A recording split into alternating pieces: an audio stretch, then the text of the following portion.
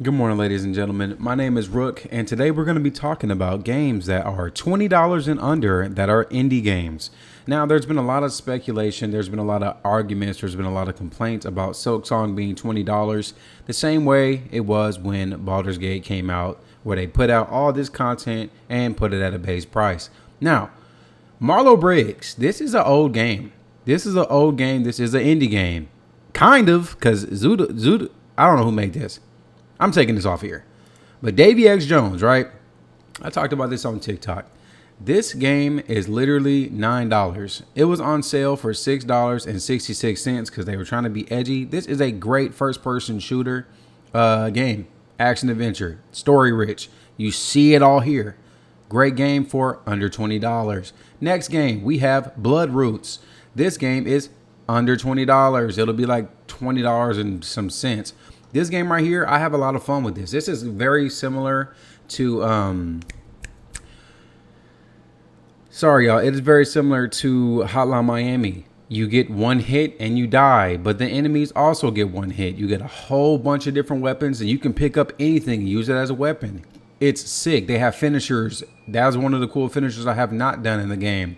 Next game, we have BlazBlue Entropy. I don't really see this as an indie game because of BlazBlue is a very big fighting game, but guess what?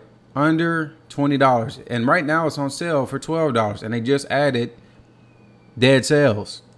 Another game, American Arcadia. This game is hilarious.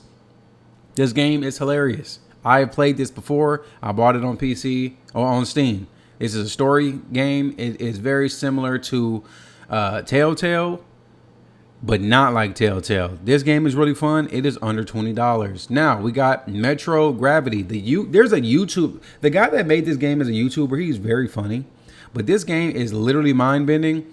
And yeah, guess what? Under $20 is $13. Now Strafe. This is another first-person shooter. It was published by Devolver Digital, but Pixel Titans is the one that made this game. This is an indie game. It's $15 for the Gold Edition, which means you get everything in the game. Pseudo Regalia. This is a Metroidvania 3D platformer. It's very reminiscent of the old Zelda 3D games from Nintendo 64. But you get a lot more movement. And as you play the game, you unlock other skills. It is $6. There's no reason y'all shouldn't have this game. There's no reason. Jack Move. If you like turn-based games, if you like JRPGs, guess what? This game is $20. You can find this on deep sales on websites that sell game keys. This is a very fun game. I Am Your Beast. This was one of the coolest games to me last year. I get it, y'all. It's another first-person shooter. I'm sorry. I put this list together really quickly. I could do this for a long time. You shoot enemies one time. Matter of fact, this is very similar to Super Hot. This is literally Super Hot, but you don't die in one hit. This game is really good. It is $2. Dave the Diver. People love this game. There's so much DLC. I got the Godzilla DLC before they took it off because you can't. I don't know. They said you couldn't get this anymore. I guess they just brought it back. But this game is $19, and they do have a Yakuza DLC coming out soon. Kill Knight. A lot of people have played this game last year. This is a very bloody game. This is a you will die game. Very fun. A lot of enemies. Guess what? $15. Lawrence Lure. This is a game that I got to play last year for a YouTube video. It don't say I got it all the time, but I promise you, there's a lot of funny stuff that happened when I was playing this game.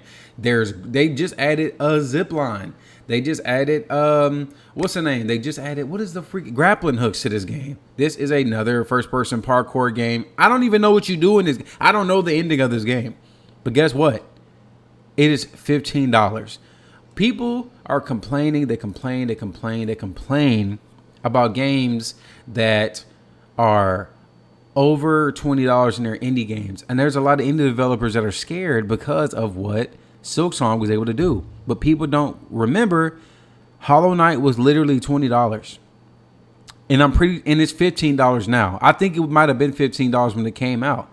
But there's a lot of indie games that are out there. Now you big like game developers that have like millions of dollars coming into your game, I'm not gonna lie to you, I'm literally gonna make a list so I can make sure to never buy your games.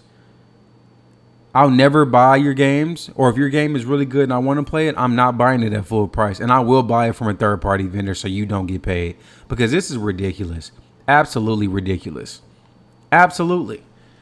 I hate when people say stuff like that. Like Children of the Sun, this is another great indie game. This is a single shot. You control one bullet. This mug is literally $15. It's a short game. It's really fun. I've seen people play it. Like, there's so much cool stuff that you can do in this game. It's not funny. But when people say, oh, there's no games, yes. And this is just for PC. I can do the same thing on PlayStation. Indie games that are under $20. I can do the same thing on PlayStation.